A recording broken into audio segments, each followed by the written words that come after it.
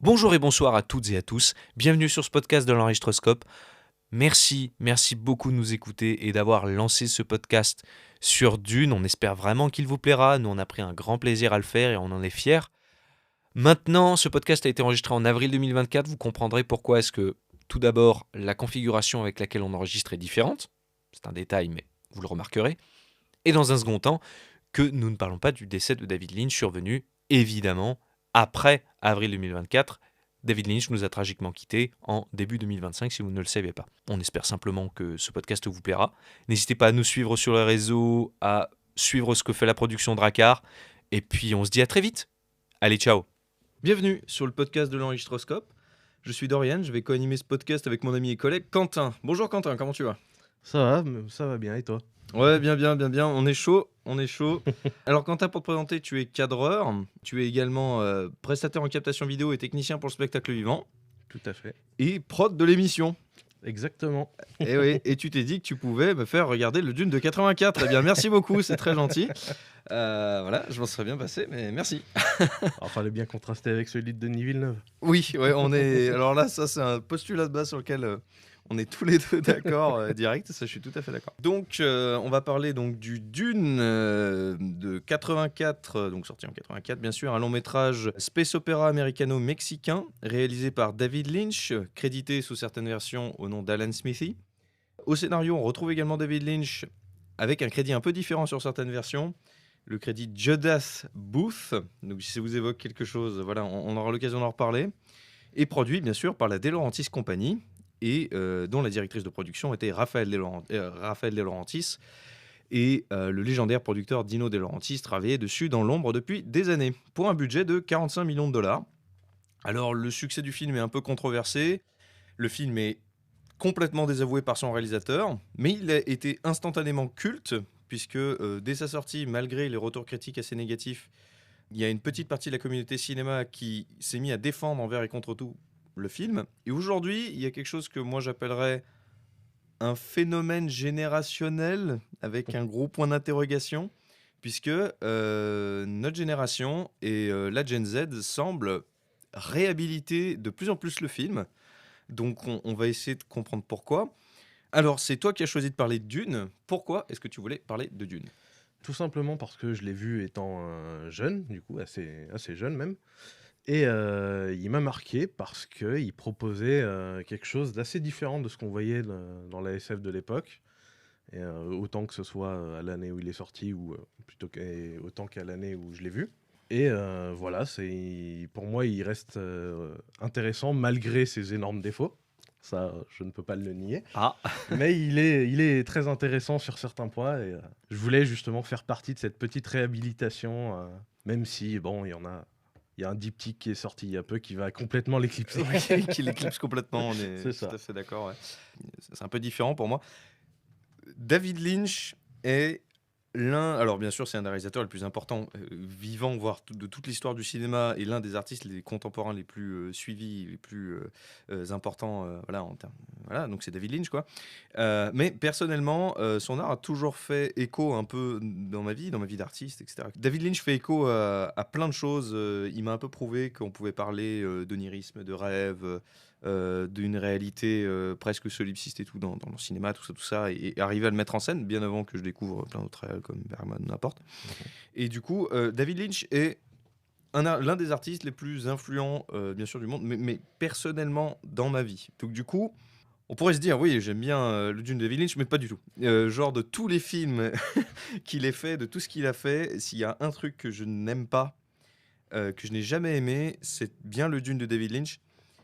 C'est, je reconnais l'ambition du projet, mais c'est pour moi un film chaotique avec un univers impossible à appréhender, et les rares choses qui sont vraiment intéressantes sont finalement proposées par Lynch lui-même, quoi. Mais on va le voir. Vu la production chaotique que ça a été, il en reste pas grand-chose du Dune de David Lynch. Il en reste rien. Juste comme ça. Alors moi, personnellement, je me suis basé sur la version cinéma. Mm. Ouais. C'est celle-ci que j'ai vue. J'ai pas eu le temps de voir la version télévision, mais Moi non plus, j'ai vu 2-3 comparatifs il y a longtemps, mais j'ai jamais regardé la version télé, mais je me basais sur la version cinéma, puis de toute façon, ça Mm. m'obligeait à regarder le film une deuxième fois. avec une demi-heure de plus. Avec une demi-heure de plus. Non, c'est pas possible. Donc, du coup, ouais, c'est un film compliqué. Voilà. Mais que je trouve pas complètement dénué d'intérêt, qu'on soit clair. Voilà. Tu veux nous faire un petit pitch du film? Allez, Parler let's go. Parce qu'on parle de Dune depuis tout à l'heure, mais qu'est-ce? Eh ben, Dune, c'est l'histoire du coup, dans un futur très lointain, de la famille Atréide qui est ordonnée par l'empereur Shaddam IV de prendre le contrôle d'Arrakis, qui est la planète qui héberge la substance la plus précieuse de l'univers, l'épice, qui permet entre autres de pouvoir accélérer les voyages interspatiaux, etc. Paul, héritier de la famille Atréide, part avec son père Leto et sa mère Jessica, ainsi que d'autres suivants de la famille du baron, sur Dune du coup. Et seulement peu de temps après leur arrivée, les Atreides sont victimes d'une attaque de leurs rivaux de toujours, les Harkonnen. Et Paul se retrouve seul avec sa mère dans le désert, ne pouvant compter que sur les mystérieux habitants de Dune, les Fremen. C'est l'adaptation, bien sûr, d'une série de romans écrits par Frank Herbert. Et pour un peu de contexte, le projet Dune passe à travers différentes phases. On a du coup eu le Dune de Jodorowsky, c'est on ça. a l'occasion de parler, là, qui n'a jamais eu lieu. Là, on est à la fin des années 70, début 80. Le nouvel Hollywood vient de se terminer avec la sortie des Dents de la Mer et du premier Star Wars. C'est des films plus ou moins indépendants avec un retour sur investissement colossal. Et ces films vont faire entrer Hollywood dans l'ère du blockbuster et mettre plus ou moins fin au grand cinéma indépendant. Et Star Wars va lancer une mode liée à la SF, mais aussi, on l'oublie souvent, au mouvement de la fantasy hollywoodienne.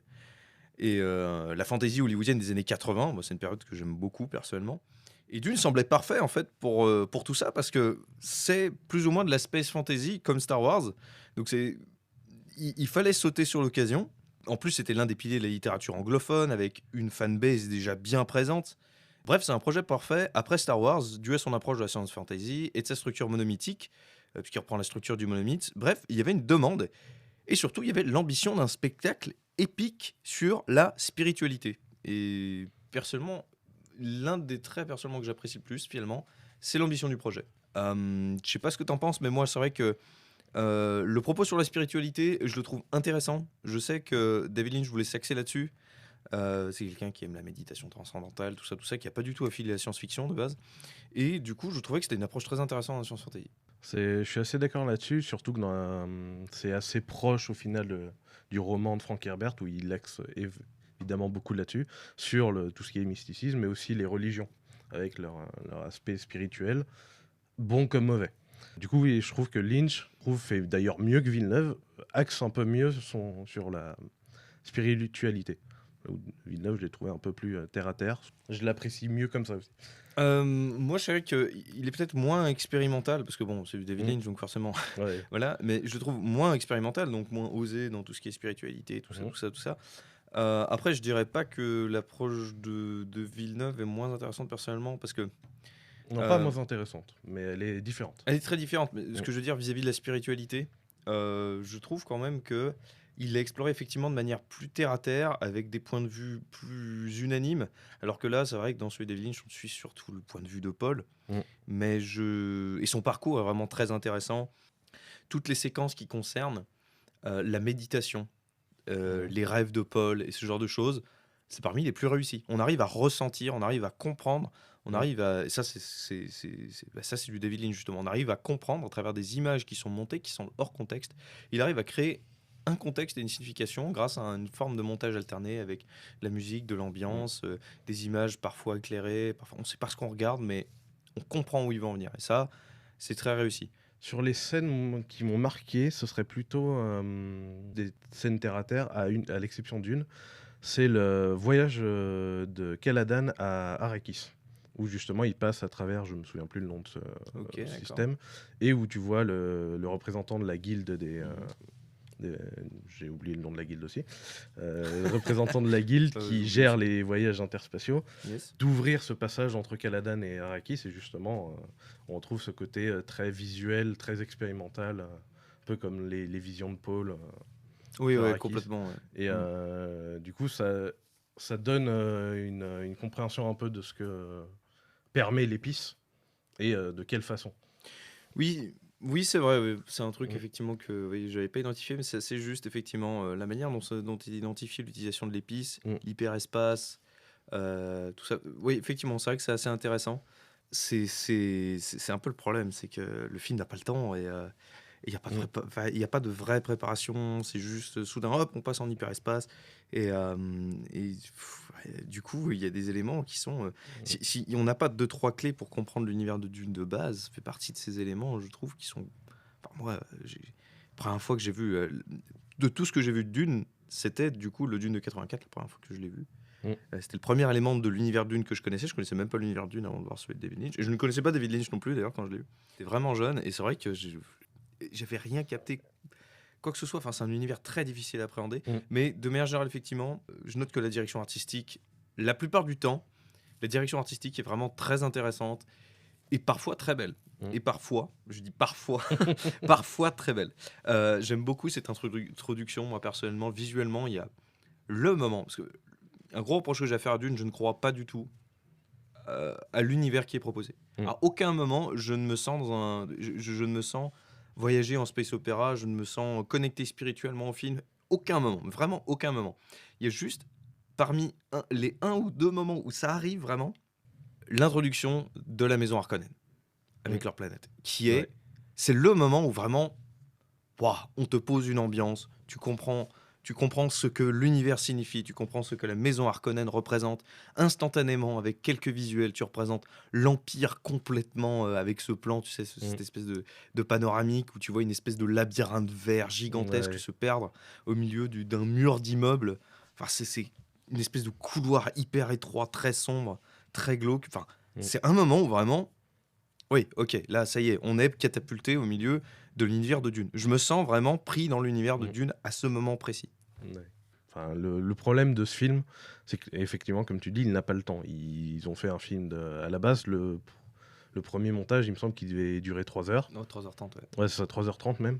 Et ils l'ont charcuté pour faire une version de 2 heures. Donc forcément, il y a énormément de choses. On sent que le film, il nous montre énormément de choses, mais ils ont clairement pas le temps ni de les introduire, ni de les montrer correctement. À tel point que dans la version finale, ils ont rajouté une voix off avec la princesse Irulan qui est obligée de te raconter parce que sinon, évidemment, que t'es paumé. C'est épouvantable, Mais ça. oui. C'est épouvantable. Là, en le revoyant, je me suis dit, putain, la quantité d'exposition qu'il y a forcée, c'est à ce niveau-là, c'est assez moche.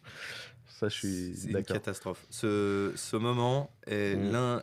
C'est assez dingue parce que quand je l'ai lancé, je me suis dit peut-être que je me suis hâté sur l'image que j'ai du film et peut-être que c'est pas si mal que ça et tout. Et je me suis tapé 2 minutes de ce monologue et instantanément j'ai compris que ça allait être terrible. Mm. Et Ouais. ce moment est de très loin l'un des pires moments du film alors que c'est l'ouverture. C'est ça. Ce qui est incroyable. Et je sais que ce moment, apparemment, n'a pas été tourné par David Lynch. Ouais. Apparemment, ça a été tourné avec la seconde équipe. Alors, j'ai eu beau chercher, j'ai pas trouvé qui représentait la deuxième équipe, mais du coup, sur commande de Rafaela et Dino De Laurentiis. Donc, ça fait partie de ces éléments parce que, à force de, comme tu as dit, ils ont charcuté pour 2h10 et on fait pas un space opéra de 2h10 avec un scénario si complexe. Ouais. Star Wars a un scénario que tu peux écrire sur je ne sais pas moi, sur une page d'agenda, mais il fait 1h30 le film, ou 1h40. C'est ça. Donc c'est facile à appréhender. C'est très simple à appréhender. En plus, la structure monomythique, tout le monde la connaissait inconsciemment et tout, donc c'était facile à appréhender. Là, il y a tellement d'éléments qui se sont rendus compte que le film était imbitable. Et plutôt que de se dire, ouais, vas-y, tant pis, on le divise en deux et on fait, je sais pas, 2 films d'1h50. Non, ils se sont dit, on balance la structure de 3h30 et on met un texte introductif. Et c'est une catastrophe, vraiment une ça. catastrophe. Surtout que c'est un personnage qui, du coup, n'apparaît jamais en dehors. Elle est en fond dans la dernière scène Ouais, finale. c'est quoi. ça. C'est une figurante, littéralement. C'est incroyable. Et puis, genre, à la fin, en plus, dans le générique, avec ce générique kitschouille, avec des surimpressions avec leurs noms qui apparaissent, tu la vois, Princesse Irulan, et tu fais ah ouais, c'est elle, d'accord, j'ai oublié son blaze.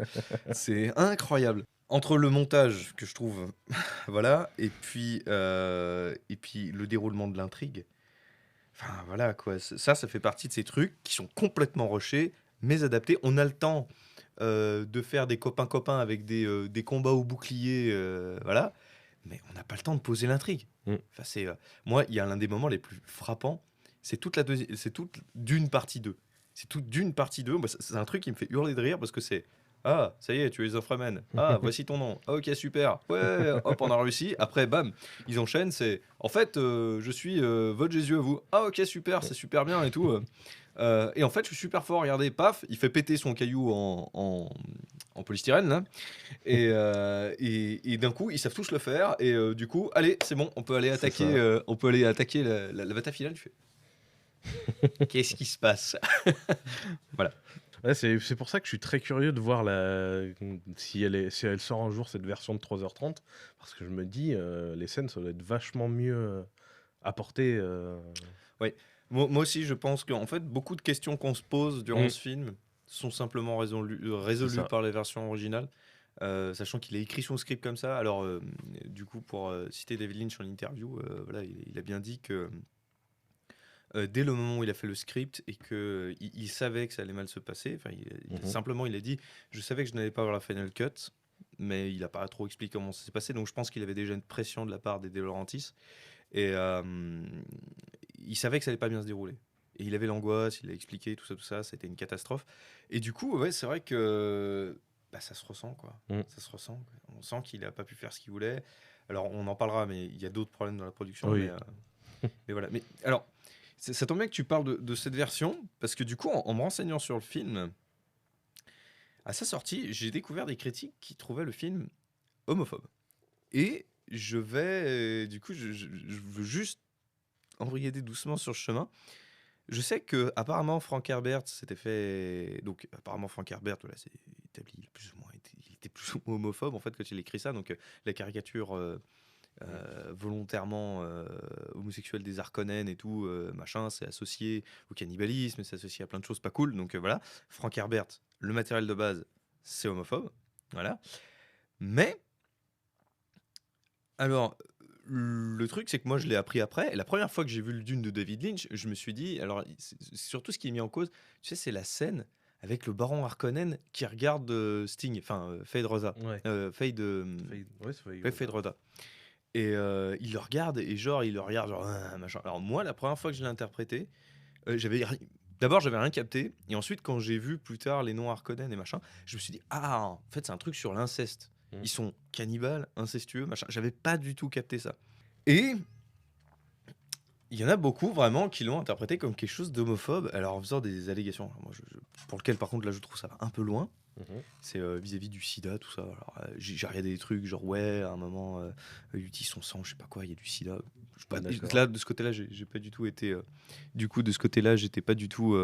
J'étais pas du tout. J'étais pas d'accord, quoi, mais après, Ouais. voilà. Mais par contre, sur l'homophobie, bah, je sais pas ce que t'en penses, mais.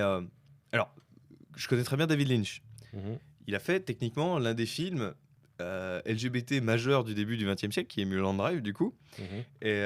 Et du coup, c'est vrai que c'est assez. J'étais un peu. Et le sexe n'est jamais ni bon ni mauvais. C'est une manière de communiquer dans ces films. Il y a du sexe partout chez David Lynch. Et dans tous ces films, il y a du sexe, mais c'est toujours un moyen de communiquer. C'est parfois très grave, c'est parfois révélateur de faiblesse, ou alors parfois c'est pour parler de plein de choses, d'exposition, d'identité, tout ça. Je comprends parfaitement qu'on me dise, ouais, la représentation d'Harkonnen est homophobe parce que, voilà, la seule représentation des homosexuels, je ne pourrais jamais dire le contraire. Je pense pas que David Lynch soit homophobe. Par contre, quand t'adaptes du matériel de base homophobe, il faut faire quelque chose. Moi, j'ai l'impression qu'il a essayé de le détourner du coup là-dessus parce que j'ai un biais. J'ai interprété ça comme un inceste au début. Donc du coup, je me dis peut-être qu'il a essayé de le transformer, tout ça, tout ça. Maintenant, quelqu'un qui me dirait frontalement, non, mais le film, il est homophobe, personnellement, de mon avis, je pourrais pas lui dire, ouais, c'est pas possible. Voilà. Je sais pas ce que t'en as pensé. Moi, je sais que j'avais jamais vraiment vu ça comme ça. Je t'avoue que je l'ai jamais vu de cette façon-là, déjà parce que je pense pas que ce soit assez approfondi pour que ce soit vraiment notable. C'est plus sur la façon dont il traite le servant après, dont il le regarde clairement avec, je vais pas appeler ça du désir, mais quelque chose de bien plus malsain. Et la scène qui s'ensuit où il lui arrache un orifice spécial et t'as le sang qui commence à couler. Oui. Scène horrible qui m'a traumatisé d'ailleurs. Super. Mais que je trouve très cool. Mais du coup, effectivement, là, tu fais vraiment passer le baron pour un méchant parce que visiblement, il n'en a rien à foutre des autres.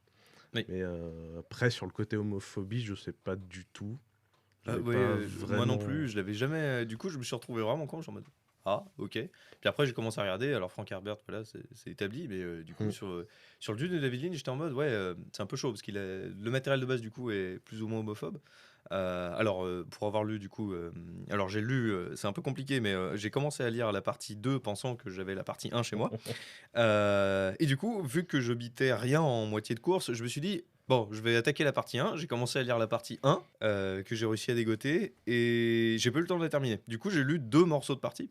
Mais dans la partie 1, moi, je trouve quand même que la relation entre Duncan Idaho et Paul Atreides, dans le bouquin, elle est tendancieuse. Donc, du coup, j'étais un peu, ok, d'accord. Mais bon, c'est plus ou moins établi. Donc, Mm. ça, voilà, c'est pas contestable, ce que je comprends. Mm. Pareil, encore une fois, la représentation. Mais je pense que finalement, le fin mot sur toute cette histoire d'homophobie, je pense qu'il faudrait, pareil, tu vois, voir la version de 3h30. Quoi. C'est ça. Voir si effectivement les scènes rajoutées insistent plus là-dessus.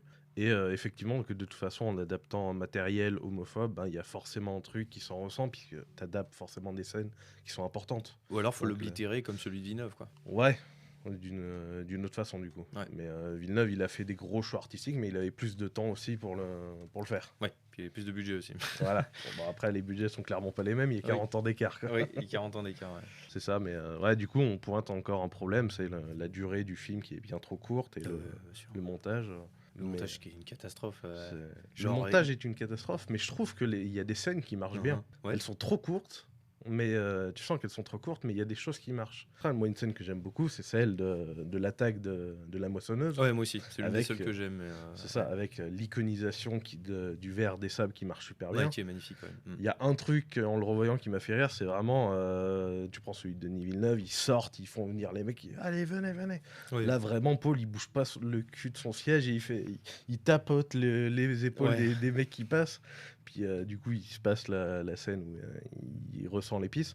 Mais je me dis, si vraiment il avait eu du budget et du temps, bah, cette scène, en fait, elle marche très bien. Et tu vois la scène de la moissonneuse, Denis Villeneuve, il s'en est clairement inspiré. Il y a des Oui, plans, ouais.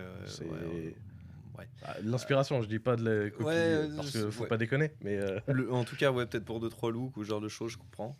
Après, c'est vrai que moi, je trouve vraiment Denis Villeneuve a découpé son action vraiment post cinéma moderne, post Dark Knight, en fait. Ouais, c'est ça. Donc, du coup, tu as ce découpage extrêmement précis voilà, qu'on retrouve post Dark Knight dans le cinéma hollywoodien en général.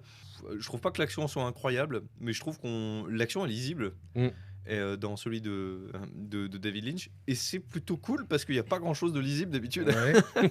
Personnellement, je trouve la scène de bataille, la scène de bataille finale est une Bah, catastrophe, mais elle est montée, mais n'importe comment. Et, bah, c'est vraiment, tu dis au figurant, courez tout droit et let's go. oui, c'est ça. Et puis de temps en temps, il y a des plans sur les gens qui regardent la caméra qui font ouais, c'est et puis ça. voilà, c'est bon, on a terminé les scènes de bataille. C'est ça. Ouais, non, je pense que le film a surtout un énorme potentiel gâché par les producteurs et la façon dont il a été préparé Ouais, à ce je niveau-là. suis complètement d'accord. Bah, ça se ressent aussi au niveau des personnages, tu vois. Mm. Il y a un personnage. Il y a un personnage qui me fait énormément rire, c'est du coup Duncan Idaho dans l'univers Oui. de David Lynch. Il me fait énormément rire parce que non seulement donc c'est Rick Jordan, c'est pas un acteur que je connais, peut-être qu'il y a parmi ceux qui nous écoutent me disent ah si ouais c'est un mec incontournable de telle période. Je ne connais pas Rick Jordan, voilà, mais Duncan Idaho, c'est un mec, il joue donc déjà. On sent au niveau du montage, je ne doute pas de la performance d'acteur de Rick Jordan. Je l'ai jamais vu jouer dans quoi que ce soit.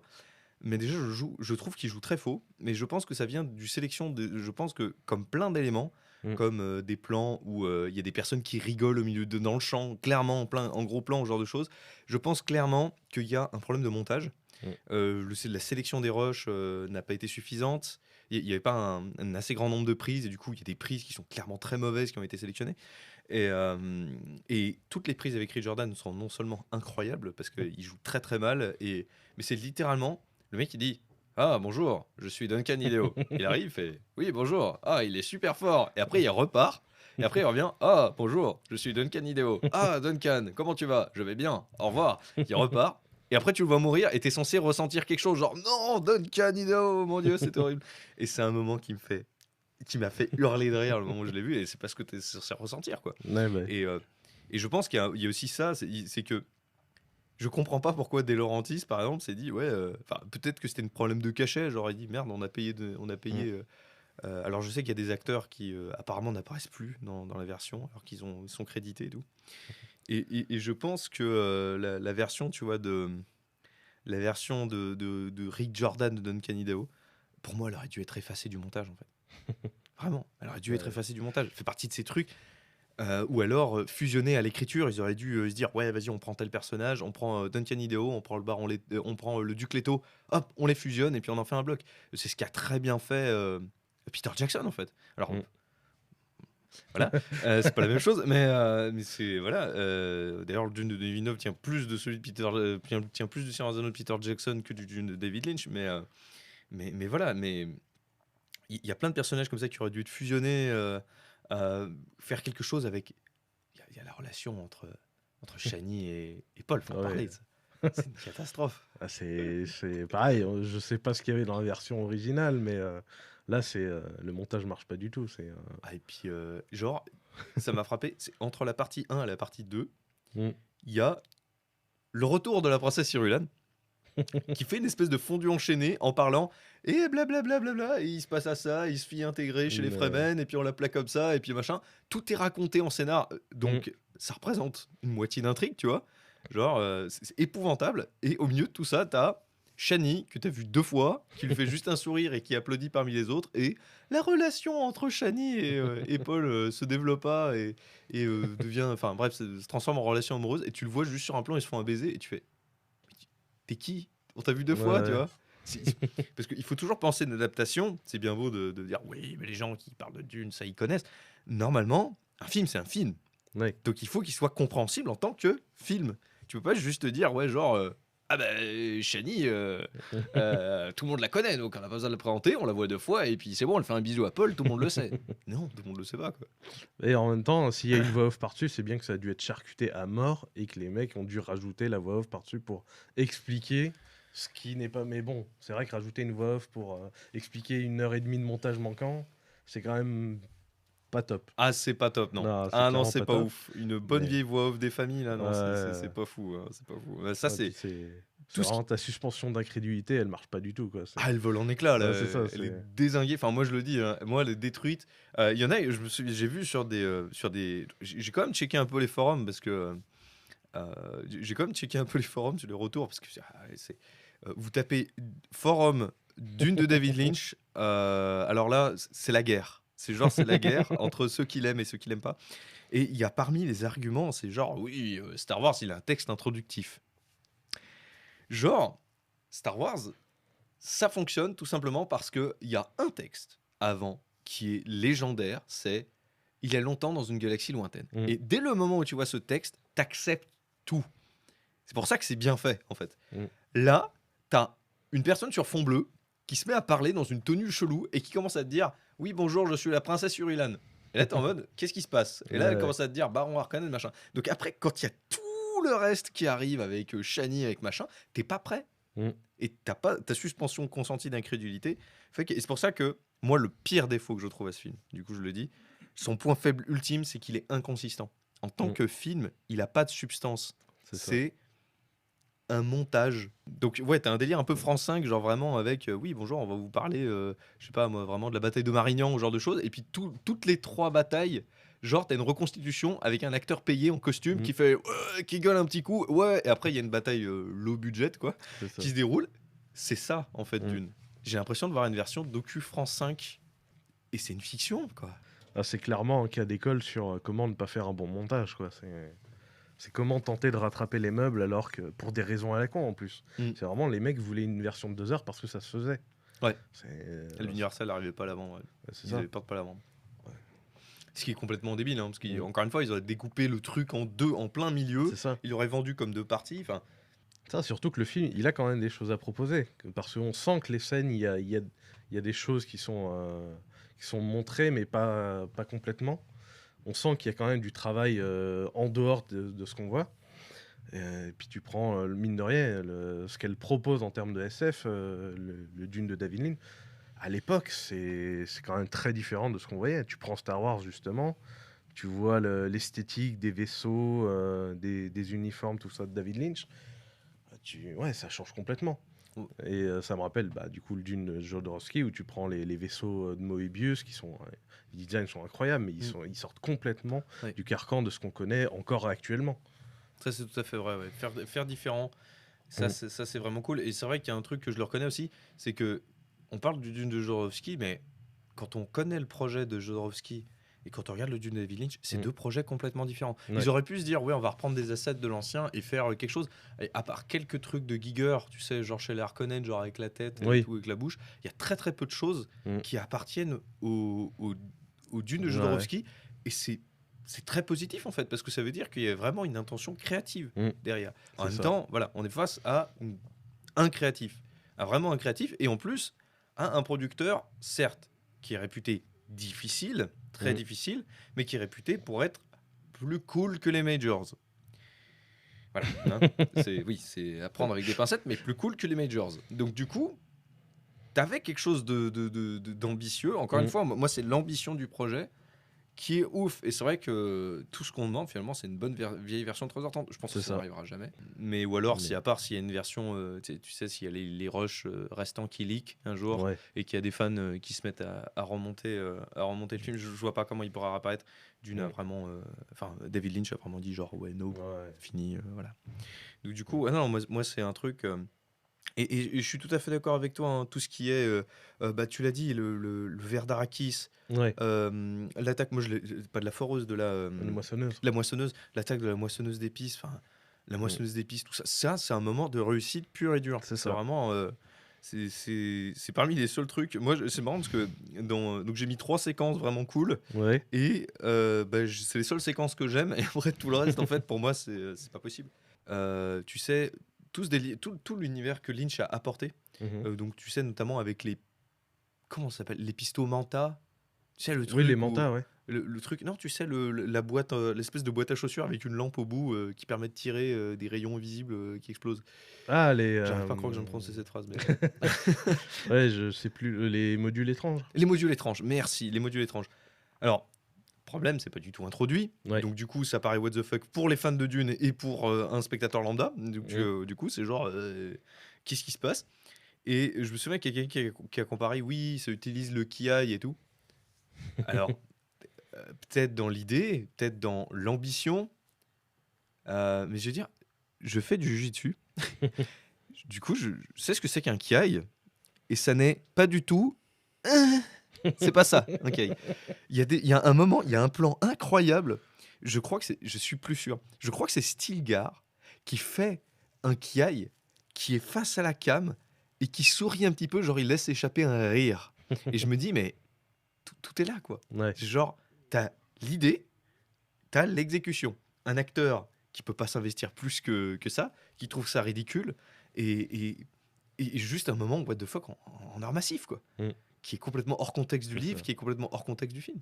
Ah, c'est vrai que cette scène où où il apprend aux Fremen à utiliser le module étrange, ils auraient mieux fait de la virer parce que c'est pas introduit avant les modules étranges. Il y a un petit côté mystique à Mm. l'utilisation de cet objet, mais c'est vrai que là, la scène, elle marche pas du tout. Cette scène est incroyable parce qu'elle se déroule, elle est complètement rushée, comme Mm. toute la partie 2. Mais alors, celle-là, c'est du grand art parce qu'on te donne plein d'éléments scénaristiques d'un coup. Genre, c'est oui, bonjour. En fait, bon, ils le disent jamais, mais je suis Mouad'Dib. Voilà, Mm. je suis Paul Mouad'Dib. Je suis le sauveur de votre monde. Ok, super, trop cool. Et voici un module étrange. Vous pouvez pas péter des pierres en mousse parce que clairement, la grotte est dégueulasse. Voilà, la grotte, c'est incroyable. Tu dis, mais il vit vraiment là-dedans. J'en parlerai après. Mais voilà. Et genre, t'as une espèce de pierre pointue comme ça en plein milieu. Elle est en mousse complètement. Enfin, ou elle est en plastique. C'est super moche. Et genre, vas-y, essaie tape dessus. Oh là là, j'arrive pas à la casser. Vas-y, donne un coup de pied dessus, je sais pas quoi. Il essaye, il arrive pas. Un coup d'épée, tout ça, voilà. Et puis lui, il arrive, il fait son truc avec sa boîte à chaussures pistolet, là. Donc le module étrange. Il fait et le machin, le truc, il vole en éclats. Et tout le monde applaudit. Bravo, Ouais. parce qu'il faut le dire, les Fremen ne sont là que pour ça. C'est applaudir ce que fait Paul, sinon le reste du temps, ils sont pas là. Ouais, c'est ça. Et c'est bon, on a remballé. Ça là, c'est bon. Ah bah c'est bon, vous savez l'utiliser. Il y a un petit montage nul, genre oh, on apprend à l'utiliser, Ouais. tout ça. Mais c'est moisi. Enfin, c'est rushé. C'est Mm. rushé, on comprend rien. C'est une catastrophe. Ce Mm. moment est magique, à l'image de tout le reste. C'est à l'image de tout le reste, je trouve. C'est typique. C'est typique du film. Il y a plein de moments comme ça. Et il y en a plein, mais il y en a plein qui sont réussis aussi malgré tout. Moi, j'aime beaucoup la scène du voyage de Caladan à Arrakis. Ok, Il ouais. y a aussi la scène avec la boîte, avec la chef des Bene Gesserit, où elle lui dit de mettre sa main dans la boîte. Et pour le coup, je trouve que la scène ressemble énormément dans celle de Denis Villeneuve, avec une autre esthétique forcément. Je Mais, suis. Ouais, je te rejoins. cette effectivement. scène-là, effectivement, elle est. Je pense que tu fais un copier-coller des deux, elle match pas mal. Ouais. Mais voilà, elle marche, elle prend le temps d'introduire qui elle est, qu'est-ce que c'est le Bene Gesserit et qu'est-ce qu'elle fait là. Elle veut tester Paul, voir si c'est bien, Jessica a bien fait de mettre cet enfant au monde, quoi. Ouais, Donc cette c'est scène-là vrai. marche super bien et C'est vrai. je pense que c'est même la première scène bien du film. C'est C'est tout à fait vrai. Oui. parce que tu prends l'avant, c'est trop rushé, t'as trop d'exposition, et c'est vraiment la première scène qui prend le temps de faire les choses, et tu vois clairement, ça marche. Et le film de David Lynch, je trouve qu'il y a plein de petites scènes comme ça, qui sont bien individuellement, mais qui marchent pas dans le montage, et sont entre des scènes qui, elles, sont complètement ratées, comme celle des modules étranges. Moi, j'aime pas, mais. Ouais. Mais par contre, pour ce qui est de la boîte, je te rejoins complètement. L'un des tours de force de David Lynch, c'est de faire ressentir des choses au niveau physique Mm. avec des images évocatrices. C'est ça. C'est lui. Voilà. Tu vois la main, tu vois des images de douleur, de machin, tu comprends. Mm. Voilà. C'est instinctif. Ton corps réagit, voilà, tu te dis, ah, ouh, tu te sens pas à l'aise Ouais. en regardant cette scène. En plus, on en reparlera, mais Cal MacLachlan, c'était son premier grand rôle au cinéma, et je trouve que il a fait ce qu'il a pu, le pauvre. Mais ce moment-là, il est hyper convaincant, et du coup, on ressent vraiment la douleur, la détresse, tout ça. Effectivement, je suis assez d'accord. Par contre, pour le verre, pour le domptage du verre, c'est pareil. C'est genre, Ah. ils vont dans le désert, Ouais. on les a jamais vus faire auparavant. Du coup, tu me dis, mais qu'est-ce qu'il fait, machin. Il part, t'as le verre qui commence, il grimpe dessus, t'as tout le monde qui l'applaudit à la fin. Oui. Ouais, et tu ne le revois pas par la suite. Ouais, c'est à la fin pour l'attaque, quoi. Oui, Mais fait, vite ouais. fait à expédier. Mm. Mais effectivement, en fait, cette scène, la fin est rushée, mais je trouve que le début de la scène marche bien. Parce que tu as vraiment ce côté, ils sont en procession, tu sens qu'il y a un genre de rituel qui se fait, et c'est effectivement la première fois que Paul dompte un verre des sables. Le problème, c'est que la scène marche pas, parce que la fin est rushée, et les effets spéciaux, qui sont quand même Les très fonds bleus. moches. Les Ouais. fonds bleus sont catastrophiques. Moi, il y a un autre truc qui fait que je trouve ça ne marche pas. Et c'est vraiment l'un des trucs que je déteste le plus. C'est que le fait est que, vu qu'on rush l'intrigue, tous les personnages sont des personnages fonction. Mm. Shani, c'est son love interest. On l'écrit comme un love interest, pas de profondeur. Paul, c'est le protagoniste. Il est le héros du monomythe. Bam, le voyageur du monomythe. Voilà, bam, tac. Mm. Stilgar, c'est son mentor. Bam, c'est un mentor. Il fait deux, trois phrases de mentor et le reste du temps, tu le vois jamais. Les Harkonnen, c'est les méchants. Bam, ils ont un statut de méchant. On n'essaie pas de les développer. Duncan Idaho, c'est censé être son pote. On fait ce qu'on peut avec. Il y a très très peu de personnages qui ont de la place du coup pour l'écriture. Et le fait est que là, du coup, normalement, c'est l'acceptation par les Fremen dans le scénario et tout. Toi, t'es néophyte avec l'univers. Tu te dis, mais qu'est-ce qu'ils foutent dans le désert? Pourquoi ils domptent les vers, machin? Ils l'applaudissent tous. Tu fais, mais à quoi ça sert? Et en fait, tu te dis, ah, mais d'accord, c'était pour. Et après, t'es confus. Tu fais, ah, mais d'accord, en fait, c'est pour déplacer les troupes. Ah, mais non, mais en fait, ils le font ou pas? Tu comprends rien. Mm. Et je trouve que ça tient au fait que Denis Villeneuve, en l'occurrence, il a beaucoup plus de temps, donc du coup, il le pose. On voit Stilgar rider, je sais pas comment dire, rider un verre, tu vois. Donc ça, tu le comprends. Ouais. Ça, tu le comprends. Et ça fonctionne. Voilà. Mais du coup, je trouve que ce truc marche pas parce que les Fremen, ils sont là pour applaudir tout ce que fait Paul, en fait. Donc, du coup, Ouais. c'est juste, t'as un plan de face où ils font ouais, et c'est fini. Et Ouais, on est c'est très pas bien. loin des zélotes fanatiques, meilleurs guerriers de l'espace, qui sont censés être et dans le bouquin et dans l'adaptation de Villeneuve. Ouais, de Villeneuve, ouais, effectivement. Ouais. Là, As it was written. Ouais, moi, je le vois vraiment comme ça. Il y a des scénettes intéressantes, mais effectivement, le film dans son intégralité a énormément de mal à être cohérent, quoi. Ouais, et Et puis du coup, tu crois pas du tout l'univers. Moi, j'ai noté un truc là dans mes notes, je viens de voir. On dirait une suite de cinématiques de jeux sans les phases de gameplay.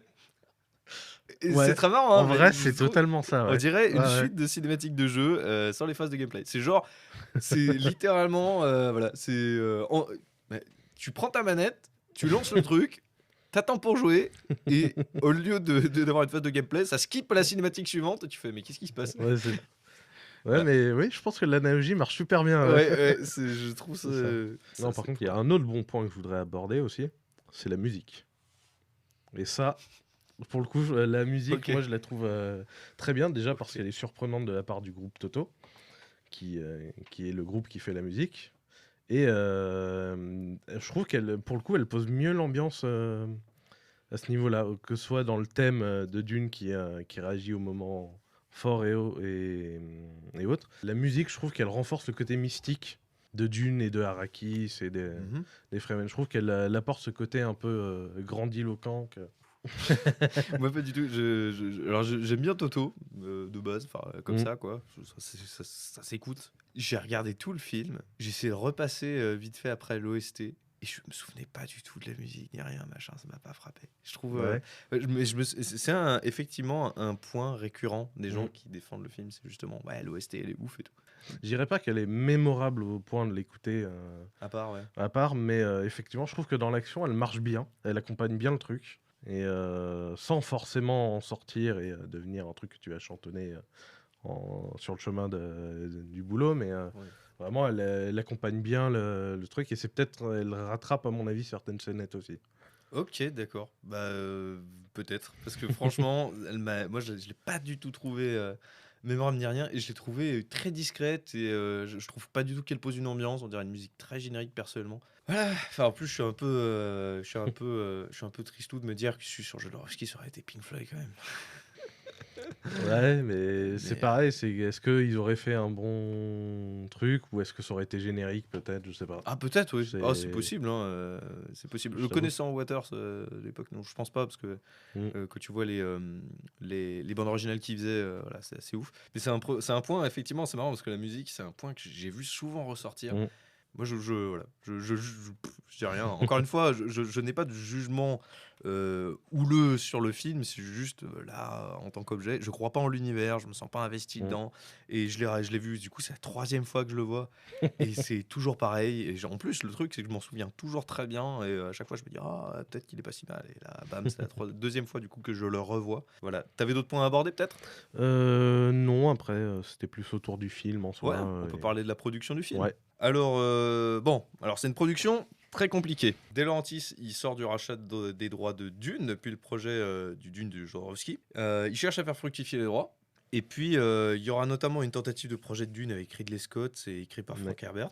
Et Dune, bah, comme Star Wars, se rapproche, comme on le disait, de la science fantasy. Alors De Laurentiis, il veut sa part du gâteau. Il se dit, ah, bah, on va le produire et tout. Et puis saucé d'avoir produit Conan le Barbare et d'avoir un excellent succès critique, parce que Conan le Barbare, regardez-le, pitié, c'est absolument génial. C'est l'un de mes films préférés, c'est un des meilleurs films de fantasy jamais sortis. Voilà, saucé du truc, il se dit, ouais, il y a un marché, quoi. Et De Laurentiis, il est toujours sur les bons coups, comme on dit. Bon, et ben les De Laurentiis, il débauche David Lynch, qui sort d'Elephant Man avec 8 nominations aux Oscars et une reconnaissance internationale. Il le débauche parce que sa fille a bien kiffé l'Enfant Man. Ouais. Elle a dit, bah, je voudrais bien David Lynch. Ouais. Donc c'est vrai qu'il n'y avait pas forcément de lien sur le moment. Il n'a pas tellement été choisi pour son talent, quoi. Mais par contre, j'ai su David Lynch, on lui avait proposé le tournage du Retour du Jedi. ouais. Je l'ai vu Il avait refusé parce qu'il n'aimait pas la science-fiction. il aimait pas la science-fiction. Mais l'univers de Dune de Ouais. Frank Herbert l'intéressait suffisamment pour qu'il accepte du coup de faire ce film-là. Et je trouve ça assez intéressant et je trouve qu'il en dit long sur le film. Oui, complètement. Puis c'est complètement logique parce que, Mm. bon, David Lynch, la science-fiction, tout ça, il l'a dit lui-même, genre, je me souviens donc d'une interview où il racontait le jour où il a rencontré George Lucas, qui lui a payé un resto au dîner, où il lui parle du film. Et David Lynch, ça l'intéresse pas, donc il avait jamais vu Star Wars. Et genre, il y avait George Lucas qui parlait pendant des heures et tout de son univers Star Wars, et t'avais David Lynch comme ça qui faisait et il comprenait rien, et il a pris tellement peur, et voilà, il se barrait plus ou moins en courant, quoi. Puis il était très impressionné parce que George Lucas était déjà quelqu'un de monumental, et David Lynch était un peu plus jeune, il a 10 ans de moins, je crois. Donc voilà. Et ouais, c'est assez ouf, mais comme tu le dis, du coup, c'est très intéressant parce que il était forcément inspiré par tout l'univers de la spiritualité, de la méditation de Dune, quoi. C'est David Lynch, donc ça l'intéresse forcément. Genre, le mec, on lui dit, fais un biopic sur Elephant Man. Le mec, il te met un passage dans l'au-delà, une scène de cauchemar, une scène de cauchemar onirique et baroque. Mhm. Enfin, donc là, c'est parfait. Là, il y a que de la méditation, il y a que de l'ouverture spirituelle. C'était parfait. C'était parfait. David Lynch n'était pas un mauvais choix. Donc ça c'est sûr. C'est ça. Et du coup, le tournage, il commence en mars 83 au Mexique et ça se passe pas bien du tout. Il y a des techniciens qui sont malades entre la bouffe, la chaleur.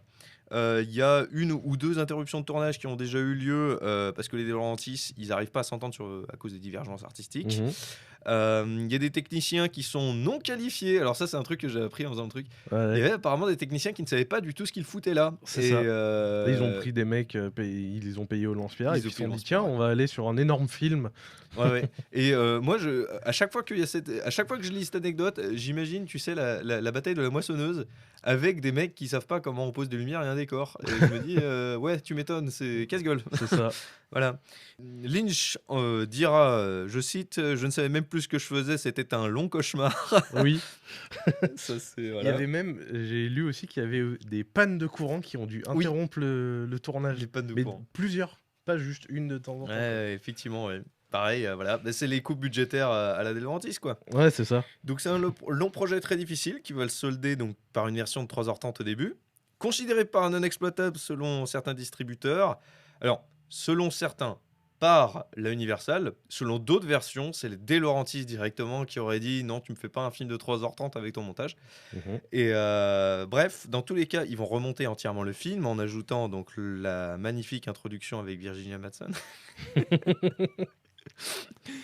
Il existe au moins 3 versions, je crois, du film. Il Ouais, existe- parce que quand il a fait Ouais. sa version de 3h30, il Ouais. lui dit non, tu me l'as réduit à 3h. Mhm. Et après, il l'a réduit à 3h. Et là, ils se sont dit, ouais, mais en fait, les films de 2h, ça marche bien, donc tu me coupes encore 1 heure. Waouh, Donc en fait, il y a eu c'est- plusieurs découpes déjà de base Avant sa sortie. avant sa sortie. Ça sent bon.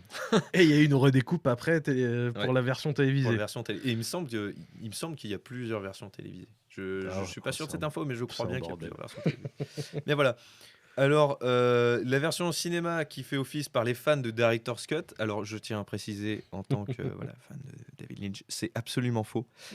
C'est très très loin de ce qu'il avait imaginé, puisqu'il y a des plans qui ont été tournés exclusivement pour cette version, donc ça ne peut pas être une Mm. Director's Cut, à aucun moment. C'est une version cinéma montée par les De Laurentiis. Voilà, Mm. c'est tout. ça. Et puis, bien sûr, il y a les versions plus longues, réalisées par Alan Smithy. Alors, pour ceux qui le découvrent, Alan Smithy, c'est le pseudonyme utilisé par les réalisateurs ne voulant pas être crédités. C'est l'anagramme de The Alias Man, je crois. Je crois que c'est ça, oui. Voilà. Et bien sûr, également un crédit de scénariste pour Judas Booth. Alors, très inspiré, David Lynch, puisque Judas, bien sûr, pour Judas, le traître le plus tristement célèbre de toute l'histoire de l'humanité, et puis Booth, l'assassin de Lincoln, John Wilkes Booth. Donc, voilà, il voulait dire qu'on l'avait trahi et qu'on lui avait tué son film. Voilà, donc à chaque fois que vous voyez Judas Booth, pensez à l'état mental dans lequel se trouvait ce pauvre David Lynch à la fin du film. Et également l'équipe qui a dû en... Je tiens à dire que les techniciens ont dû en baver aussi. Donc c'est des versions destinées à la télé, Alan Smithy et Judas Booth. Et à sa sortie, le film est un échec critique quasi unanime, que ce soit chez les fans d'Herbert ou chez les communautés ciné, mais défendu par une poignée de critiques et de cinéphiles qui l'érigent instantanément au statut de culte. Et ça, c'est un truc, je tiens à le dire, je ne le savais pas. Je pensais vraiment que c'était un phénomène générationnel de le réhabiliter, et j'étais très agréablement surpris de voir qu'à sa sortie, dès le début, il y a des gens qui sont postés de base comme non, le film il est trop bien, vous avez rien compris. Et je trouve ça plutôt cool. Je trouve ça plutôt cool que ce soit pas un échec critique cuisant. Oui. Ça, c'est traumatique, je pense. Voilà. Mais le film est quand même un traumatisme pour son réalisateur, hein, qui, je cite, dira « Il ne faut jamais réaliser un film sans la final cut ». C'est la leçon qu'il va retirer. Il va la garder pour toute sa carrière, car il aura la final cut, même quand il se bossera à la télévision, il aura la final cut. Il insistera, sinon, plantera des projets s'il n'obtient pas la final cut. Chose qu'il obtiendra pour son prochain film. Moi, je retire de manière extrêmement positive que du coup, la collaboration avec De Laurentiis va mener en 86 à Blue Velvet, l'un des films les plus importants de l'histoire du cinéma, et l'un de mes films préférés. Donc du coup, je suis extrêmement content de voir que voilà, ça a mené à ça. Qui reprendra notamment Kel MacLachlan au premier rôle, et puis devenu son acteur fétiche par la suite. Et voilà, Blue Velvet est considéré aujourd'hui comme l'un des films les plus influents de l'histoire du cinéma mondial. Et c'est un chef-d'œuvre absolu. Et je suis finalement, voilà, moi je retiens que dans le négatif, il y a toujours un petit peu de positif, comme me dit toujours ma chérie qui nous écoute. Voilà. Tu voulais enchaîner sur quelque chose dans la production? Sur la production, non, t'as plus ou moins dit tout ce que j'avais Ah ouf, noté. j'ai peut-être un peu rushé. Mais par contre, j'ai des choses à dire sur Retour du film et Ouais, tout ce qu'il y a eu. ouais. Sur Retour du film, ouais, bien sûr, bien sûr. Tu veux parler de l'équipe d'abord? On parle de l'équipe? Si tu veux. Ouais, ok. Mais je t'avoue que j'ai pas noté grand-chose. Ouais, ok. Bah alors, moi, je vais pouvoir parler de David Lynch, ouais. Alors, c'est un scénariste, réalisateur et producteur, également peintre, designer, musicien et photographe, très connu pour ses représentations et commentaires sur l'esprit humain et ses théories oniriques dans l'art. Il se destine tout d'abord à être peintre, puis découvre ce que le mouvement au cinéma peut apporter comme idée et émotion avec son premier court-métrage Six Figures Getting Sick en 67. Il finit par réaliser son premier long-métrage, Eraserhead, en 77, avec son ami et collaborateur le plus prolifique, Jack Nance, qui est en tête d'affiche du film et qu'on retrouve dans Dune. Et je me souviens jamais de qui il joue, mais je peux juste vous dire qu'il joue un serviteur Harkonnen. Voilà. En 80 sort Elephant Man, qui impose David Lynch comme un héritier spirituel d'Ingmar Bergman. Voilà, donc rien que ça. Et comme un réalisateur incontournable, bien que son film soit l'un des plus terre-à-terre de sa carrière. L'industrie va reconnaître le travail de Lynch. La production va bien se passer avec Mel Brooks sur Elephant Man, producteur du film. Oui, Mel Brooks a produit Elephant Man. Le mec qui a réalisé donc Spaceballs, voilà, a réalisé l'un des films les plus tristement badants de l'histoire du cinéma. Et il va laisser carte blanche à Lynch, une très bonne expérience pour le jeune, puisqu'il le dit lui-même, il m'a laissé la final cut. Il continue du coup avec Dune en 84, voilà, on a compris tout ce qui s'était passé. Et puis après, bien sûr, il aura la carrière qu'on lui connaît. Il va enchaîner donc Blue Velvet, où il va rencontrer une autre de ses actifs fétiches, en plus de refaire jouer son acteur fétiche, Kel MacLachlan, donc Laura Dern en l'occurrence, qu'il retrouvera pour Sailor Lula. Il enchaîne avec Twin Peaks, la série, le film, Le Stay Away, une histoire vraie. Mulholland Drive, voilà, l'un des tournants les plus déterminants du début du 21e siècle. Et puis Inland Empire, Return to Twin Peaks. Récemment, il a fait un court-métrage, je ne sais pas si tu l'as vu, Netflix, qui s'appelle Café de Jack, qui est sorti en 2020. Je le vois comme un gros troll, comme une satire un peu, mais voilà, mais je le trouve cool. Et là, récemment, voilà, le nom est incroyable, je trouve. Il s'est fait refuser un film par Netflix, un film d'animation, ça serait son premier. Il a toujours voulu faire un long métrage d'animation. Ça s'appellerait Snoot World. Oui, D'accord. voilà, Snoot World, voilà. Et voilà, c'est à peu près les infos que j'ai. J'ai lu Snoot World aujourd'hui même grâce à un article d'Écran Large. Merci Écran Large. Dino et Raphaël De Laurentiis. J'ai pas grand-chose sur eux non plus. Ouais, bah Dino De Laurentiis, il se destinait tout d'abord à être acteur. Il a commencé en 45. En 46, il a produit son premier long métrage. Il a produit Fellini, Visconti et Pasolini. C'est assez dingue. Alors, c'est pas leur meilleur film, visiblement, dans leur filmographie, mais c'est assez ouf. Et puis, il va opérer autour des années 70 vers un virage à Hollywood. Il va commencer notamment avec Serpico de Sidney Lumet. Voilà, regardez Serpico, c'est trop bien. Mais il va donc strictement dans un registre strictement opposé, c'est l'exact opposé mental. Il va aussi produire Un justicier dans la ville de Michael Winner. Il va produire, mais juste pour le plaisir, je vous en cite, Conan 1 et 2, Flash Gordon, Ragtime, King Kong de 76, King Kong Lives, Dead Zone, Firestarter, Amityville 2, Amityville 3D, Maximum Overdrive, Halloween 2, Halloween 3, Evil Dead 2, Army of Darkness. Et vu qu'il détient les droits de Thomas Harris, il a adapté tout le canon Hannibal Lecter, en commençant par Manhunter avec Dragon Rouge. Enfin, en commençant par Dragon Rouge avec Manhunter de Michael Mann. C'est pas très bien passé non plus d'ailleurs, mais c'est un chef-d'œuvre, voilà, je vous le dis. Et puis, bien sûr, Le Silence des Agneaux, qui va reconnaître comme un producteur hyper influent du cinéma américain. Et puis, il va terminer avec Cannibal Rising en 2007. Voilà, ce qui va lui marquer un peu sa retraite. Et puis, Raffaella, elle a commencé donc sur Dune, sur Conan aussi. Et progressivement, elle va travailler un peu de partout, à Hong Kong, à Hollywood, tout ça. Et elle est très influente aussi, voilà, puisqu'elle va produire Rob Cohen, du moins ses premiers films, dont un documentaire que je trouve épouvantable, qui est parmi les plus controversés de l'histoire du cinéma, le biopic sur Bruce Lee, Dragon, l'histoire de Bruce Lee. Mais elle va pas produire Fast and Furious, mais elle a lancé la carrière international de Rob Cohen. Et alors, quoi qu'on en pense, c'est assez monumental, Fast and Furious. Donc, elle a quand même eu un impact immense sur le cinéma. Voilà, et récemment, elle continue de produire des séries B, comme la saga Dragonheart, initiée par Rob Cohen. Voilà. Et puis j'ai noté la photographie, un mec qui s'appelle Freddy Francis, qui est le directeur photo d'Elephant Man. D'accord. Donc cool, tu vois.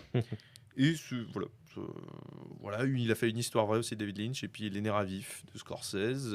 Mais voilà, je suis pas marqué par la photographie de Dune, pas du tout même. Donc Ouais. voilà. Elle est assez plan-plan. Ouais, elle est assez plan-plan, très basique, Mm. très studio, et les fonds bleus sont dégueulasses. Donc du coup, c'est assez chaud quand même. Et certains cadres sont dégueulasses. Et puis il y a Cal MacLachlan, donc collaborateur de Lynch, Blue Velvet, Twin Peaks, bien sûr. Il va faire d'autres films, il va travailler pour Paul Verhoeven sur un film très controversé, Showgirls. Il va faire des doublages, notamment sur Vice Versa. Et puis il a une grosse carrière dans la télévision, il va faire Sex and the City, How I Met Your Mother, des trucs plus obscurs mais que moi j'ai regardé étant enfant, donc je m'en souviens dès que voilà, donc comme Dinotopia par exemple. Si vous connaissez Dinotopia, eh bien bienvenue, vous êtes les bienvenus, voilà. Et puis Flynn Carson, pareil, voilà, Flynn Carson, elle lance de la destinée, très bien. Et puis il va bien sûr jouer l'un de ses rôles les plus célèbres, c'est Orson dans Desperate Housewives. Je tiens à dire, c'est une très bonne série. Ne croyez pas que c'est juste une série plan-plan amoureuse et tout machin, pas du tout. C'est un pastiche satirique sur la vie des femmes en banlieue chic américaine, donc c'est beaucoup plus acidulé ce qu'on peut imaginer.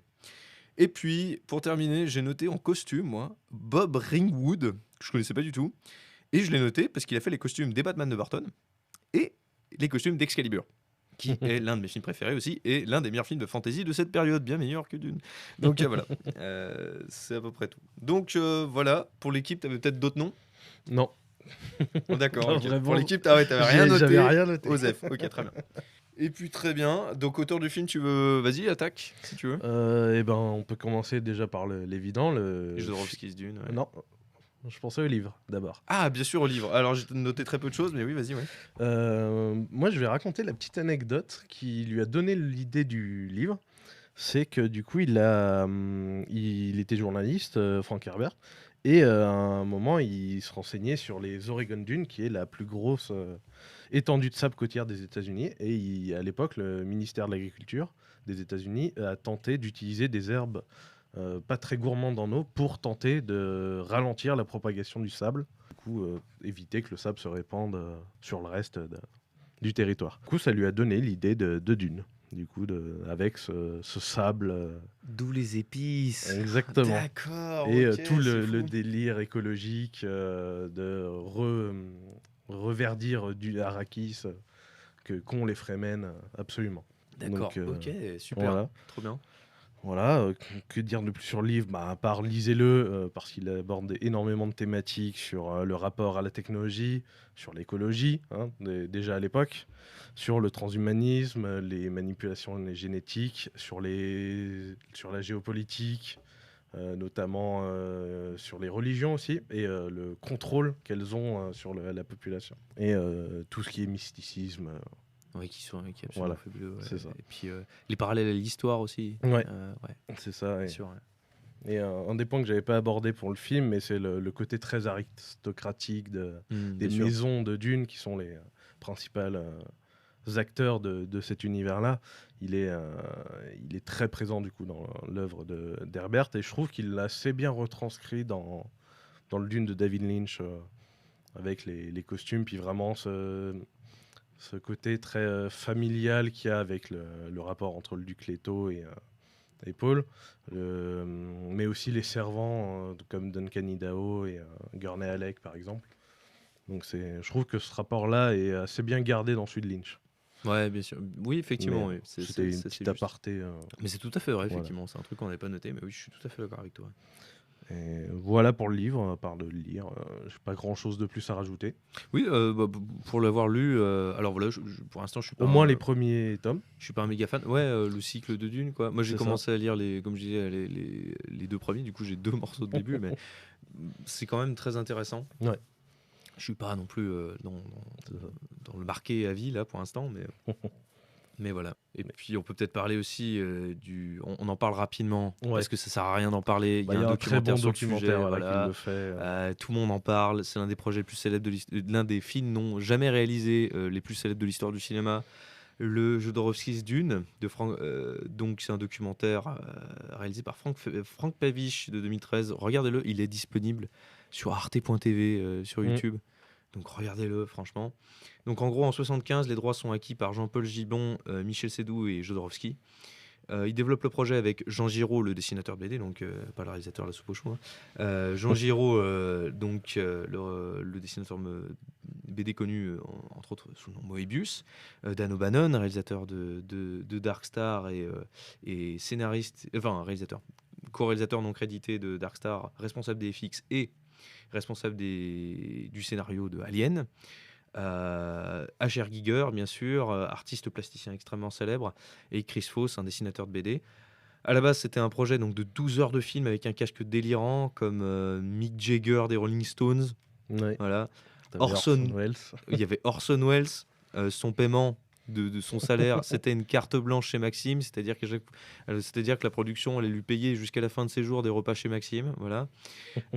Ou encore Salvador fucking Dali, je mets bien le fucking, avec un salaire de $100,000 la minute, et ainsi que les groupes Pink Floyd et Magma pour composer la musique du film.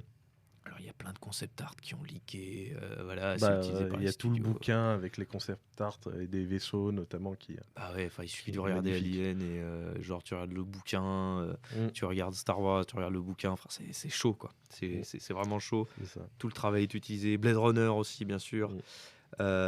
Et alors qu'il reste que 5 millions de dollars, le budget est planté parce que les producteurs n'aimaient pas Jodorowsky.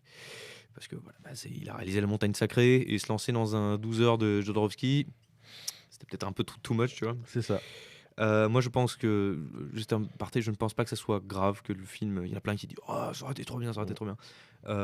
Vu comment étaient traités les acteurs et ce genre de choses, je pense pas que ça aurait été une bonne chose, que le film aurait été un succès. On sera retourné vers un âge d'or complètement rocambolesque avec des acteurs qui sont payés la moitié du budget des films. On est sorti de tout ça. Et les acteurs sont très très bien payés actuellement, mais on n'en est pas à la période de l'âge d'or où ça représente la moitié du budget du film. Et c'est pas une mauvaise chose. Donc, Je suis assez d'accord là-dessus. donc voilà, les caprices de star en mode oui, Dali il veut juste être payé le plus cher. Et c'est même pas pour l'argent. C'est juste parce que il voulait être payé le plus cher, par Ouais, orgueil c'est ça. comme ça, c'est tout. Et le plus cher de l'histoire du cinéma, ça n'a aucun sens. $500,000 pour 5 minutes. Voilà. Donc c'est pas plus mal quelque part. Jodorowsky et Moebius continueront à travailler dans la BD à travers, je note, La Casse des Métabarons que j'ai pas lu. Très Ou très cool. Encore les Technopères. Ok, d'accord. Justement, je pense que le fait que le Dune de Jodorowsky ait pas eu lieu, ça a beaucoup apporté à la bande dessinée avec La Case des Métabarons, qui je trouve est génial parce que ça sort complètement de ce qu'on connaît de la SF dans la bande dessinée. Et justement, il va pouvoir se faire plaisir sur la bande dessinée, ce qu'il n'aurait pas forcément pu faire complètement avec le média qu'est le cinéma. La BD, elle apporte un truc qui est vachement plus Ouais, c'est un autre. facile à faire, du coup, pour ce qu'il voulait faire, en tout cas. Et franchement, moi, j'ai lu Cadet Métabaron quand j'étais ado et j'avais surkiffé. D'accord, ok. Ouais, donc rien que pour ça, je suis content que le film n'ait pas eu lieu. Oui, parce qu'au moins, voilà. C'est ça, au moins j'aurais pu lire des très bonnes BD. Moebius, c'est l'un des dessinateurs les plus influents de l'histoire de la bande dessinée en général, et l'un des créateurs de BD les plus influents de l'histoire, Blueberry, tout ça. Donc c'est pas rien. Et il faut quand même noter que voilà, quoi, les cases des Métabarons et Technopères, à défaut que le projet Dune ait révolutionné le cinéma, il a révolutionné un autre art. C'est ça. Ce qui est quand même pas rien. Mm. Puis O'Bannon, alors je note que j'ai été très surpris de l'apprendre. O'Bannon, il est parti en hôpital psychiatrique apparemment pendant une période après l'annonce du plantage de Dune en fait. Voilà. Et Jodorowsky, il sera vert de jalousie lorsqu'il apprendra que Lynch l'adapte et il jubilera devant le résultat. Je vous laisse regarder le documentaire. Il reste, moi j'ai noté 2-3 petits trucs. Le Dune de Denis Villeneuve, on peut en parler vite fait parce que voilà. C'est génial, il faut absolument aller le voir, ça vaut carrément le coup d'œil. Le premier, c'est un gigantesque hommage à Laurence d'Arabie. Le deuxième, c'est un néo-peplum complètement barré. Ils sont tous les deux géniaux. Ils sont Mm. tous les deux, sont géniaux. Voilà, C'est ça. c'est tout, c'est génial. Et pour avoir lu le matériel de base, je pense que c'est typique d'une production qui a pris toutes les bonnes décisions Mm. à 100%. Voilà.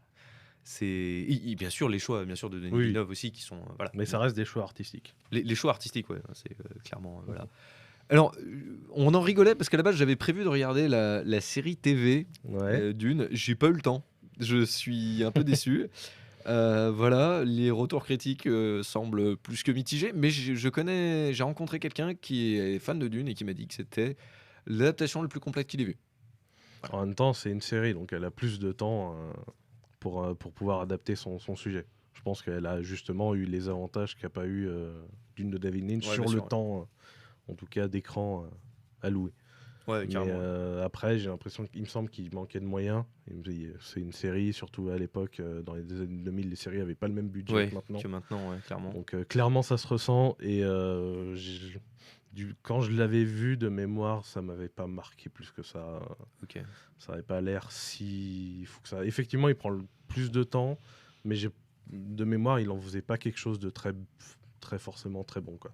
Pas Ok, forcément mauvais, mais pas forcément bon non plus. ok. Un peu plus oubliable, quoi. D'accord, très bien. Ah, je suis déçu. Moi, je voulais me le mater juste Il avant. est mais- pas trop tard. Hein. Non, non, Tu peux toujours je me le la mettrai, mettre. Je sais pas. Maintenant que le podcast est passé, voilà, je m'en fous un peu maintenant. Mais voilà, mais peut-être que je la regarderai. Ouais.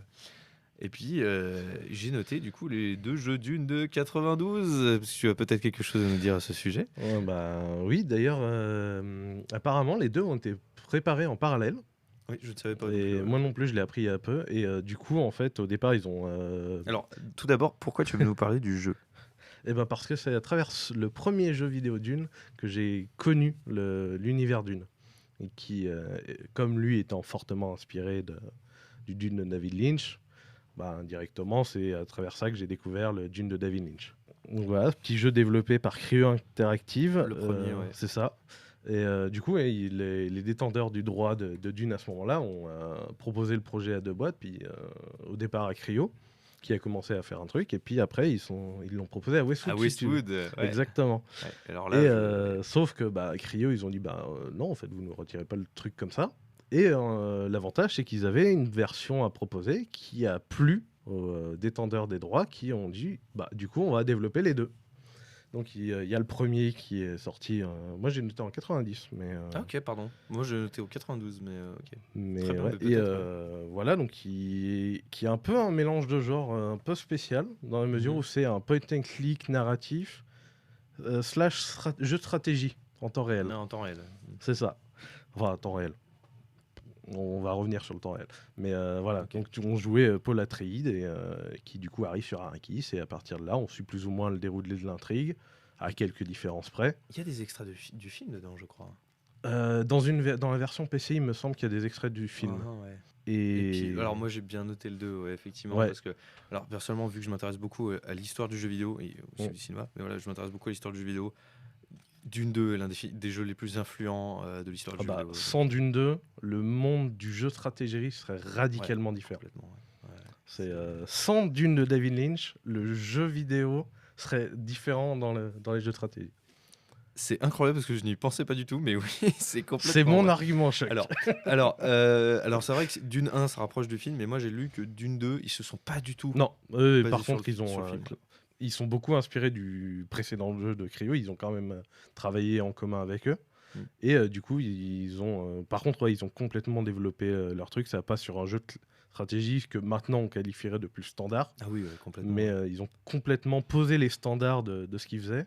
Et ils ont même utilisé tout ce qu'ils avaient appris sur Dune 2. Ils l'ont réutilisé pour Command & Conquer, qui est la licence stratégie qui a marqué l'histoire du jeu de stratégie. Évidemment, ouais. C'est ça. Alors on le retrouve. Moi, on retrouve des trucs genre les. Le gameplay, c'est le même. C'est Ouais, les besoins de ressources spécifiques pour chaque unité de combat, pour les générer. ça. Et c'est une révolution technique, ça n'existait pas avant. En termes Mm. de game design, c'était complètement révolutionnaire. Les maps différentes à chaque mission aussi. C'est ça. Avant, tu avais une map et puis tu avais différents événements. Là, tu avais une map par mission, ce qui était complètement dingue aussi. Et bien sûr, les factions jouables. Ouais, Tu peux jouer plusieurs factions jouables, c'est ça. dont une, apparemment, je ne savais pas complètement développé pour Oui, le jeu. complètement les créé. Ordos, ouais. Les Hordes, c'est ça. Je savais pas du tout. Ouais. On peut jouer du coup les Atreides, on peut jouer les Harkonnen, et du coup les Ordos, qui sont une troisième maison. Je sais pas si elle existe dans le lore de base ou pas, Moi, mais j'avais cru voir qu'elle avait été inventée pour le jeu. c'est possible. Mm. Et du coup, ouais, donc il y a, on trouve un peu cette trinité qu'on va retrouver dans le jeu vidéo beaucoup de fois après, de 3 factions, du coup, ouais, avec 3 campagnes. Ouais, 3 possible. campagnes distinctes, C'est ça. donc leur 3. C'est C'est ça. assez mastoc quand même pour l'histoire du jeu vidéo. Mm. Voilà, il y a un peu un avant, un après quoi. C'est ça. C'est assez monumental. C'est un peu comme voilà, c'est certains films qui ont posé des bases de narration, un peu comme si la corde pose Oui. les bases de la narration, tu vois. En plan séquence, là, genre de multiples factions et des maps différentes à chaque mission, bah, c'est du game design complètement révolutionnaire pour l'époque. C'est ça. Et qu'on retrouve encore aujourd'hui, hein. Oui, bien sûr qu'on retrouve complètement C'est aujourd'hui. ça. Tu prends les 3 factions, StarCraft 2, qui a encore du succès, bah, ils ont 3 factions. Ah ouais, bien sûr. Et puis, mais en général, voilà, n'importe quel RTS C'est ça. utilise comme base, quoi. Ouais. Enfin, RTS, donc oui, Real Time Strategy. Voilà, c'est ça. donc jeu de stratégie en temps réel. Voilà. Donc voilà, petite parenthèse sur les jeux. Moi, ça me semblait C'est bien. ça. Effectivement, je suis assez Ouais, il y en d'accord, a c'était pas mal. il y a Dune 2000 en 98, mais c'est une suite, pour le coup, on ne peut plus classique. C'est quoi Dune 2000 du coup C'est j'ai la vu des suite images par PS1, Westwood, c'est juste une version plus moderne ok. du premier jeu, de Dune 2 plutôt. Ouais, ok. Dans les jeux vidéo récents, toujours, il y a Dune Spice Wars qui est un 4X. Ah oui, un Forex, oui, c'est vrai, on C'est en ça. avait parlé. Ouais. On peut jouer 4 factions et du coup, on doit asseoir notre dominance sur Dune. Est-ce qu'on a des victoires culturelles peut-être Comme dans. Il me semble que c'est quand comme même dans plus Civilization. axé action que Ouais, combat que plus comme, qu'un 4X. plus comme Age of Empires par exemple. Ouais, voilà, c'est ça. Ok, Un dernier petit jeu ouais. que bien j'ai sûr. découvert. Très bien. Il y a un jeu vidéo porno qui parodie le premier jeu vidéo Dune, Quoi C'est pas qui possible. s'appelle Behind the Dune, créé par un mec qui s'appelle David Balsamic. David Balsamic. Voilà. Magnifique. Ok. Vous le saurez, il existe un jeu vidéo qui parodie le premier jeu Dune. Et sur le moment, j'ai cru que c'était un remaster en voyant les images. Ah, non. Jusqu'à ce que je vois les premiers personnages féminins. Et là, j'ai dit, ah non, ça c'est du porno. Ok, Voilà. très bien, magnifique. Petite parenthèse. Magnifique. Alors là, je suis scotché. Je suis scotché, d'accord. Et il y a des phases de RTS dans le jeu où c'est juste le Oui, point and click. de ce que j'ai vu des images, oui. Très bien. Voilà, ça n'a aucun sens, mais parfait. Très bien. Pour citer un philosophe de YouTube, on peut kékétiser n'importe quoi. Voilà. Exactement, la Donc, fameuse règle 34. Ouais, roule 34. Ouais, c'est assez terrible. On le recommande pas. Hein, Non. Surtout qu'en plus, voilà, un jeu développé déjà par ouais, dans le but de se. Ouais, non, voilà. Hein, très bien. Non, jouer au parfait. premier jeu de Cryo Interactive, voilà. Ok. Qui est dispo en abandonware Ou à Dune 2. aussi. Bon, Voilà. petite parenthèse, jeu vidéo fermé. Voilà. On va partir sur la conclusion. Yep. Alors, qu'est-ce que toi tu retires de cette expérience de Dune et est-ce que tu le recommandes? Alors, je vais préciser tout de suite une chose. Oui, Dune de David Lynch est un mauvais film. Ça, je ne peux pas le nier. Mais il a suffisamment quelque chose d'intéressant pour vouloir le voir. Je le recommande pas pour une soirée popcorn, ça non. Mais si vous avez du temps et que vous êtes curieux, je pense qu'il faut le voir. Plus pour la culture que vraiment pour passer un bon moment devant un film. Mais voilà, je recommande de le voir, mais ne vous attendez pas forcément à du grand cinéma, mais à quand même un ovni et un truc un peu particulier qui a quand même marqué le cinéma. C'est une mauvaise expérience, mais qui a marqué et qui a apporté les bonnes choses. Ouais. Alors, je suis d'accord avec le fait que ce soit une mauvaise expérience qui apporte des bonnes choses. Je ne serais pas aussi positif. Je ne pense pas le recommander. C'est-à-dire, on a élaboré plein de points, ça paraît intéressant, mais si vous allez le regarder, vous allez le trouver interminable. Moi, c'est ce que je pense.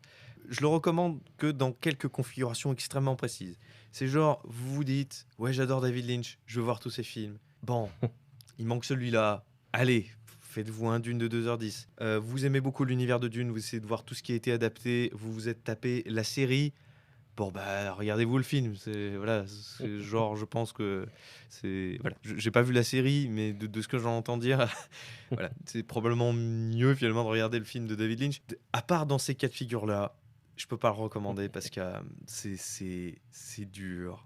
c'est long, c'est et moi je pense que après ça, je ne le reverrai plus jamais de ma vie. Je ne veux plus jamais voir ce film. Même si la version de 3h30 sort? Sauf si ouais, c'était effectivement le truc que j'avais préparé, c'est effectivement, tu as raison. S'il y a la version de 3h30 qui sort, je la regarderai avec grand plaisir. Mmh. Mais dans l'immédiat, non. Ouais. Je veux plus revoir ce film, je veux plus. Voilà, bah, je pense que c'est à peu près tout. Oui. Je pense qu'on peut se dire au revoir. C'était un plaisir d'être là pour vous, pour Dune, pour parler de Dune avec toi, Quentin. Tout à fait, c'était un plaisir de venir défendre un peu ce film. Oui, effectivement. Et je te remercie parce que ça, moi, personnellement, ça m'a un peu ouvert l'esprit sur Dune. Parce qu'avant, j'étais vraiment en mode, mais pourquoi tout le monde aime ce truc, machin. Je comprends un peu plus facilement.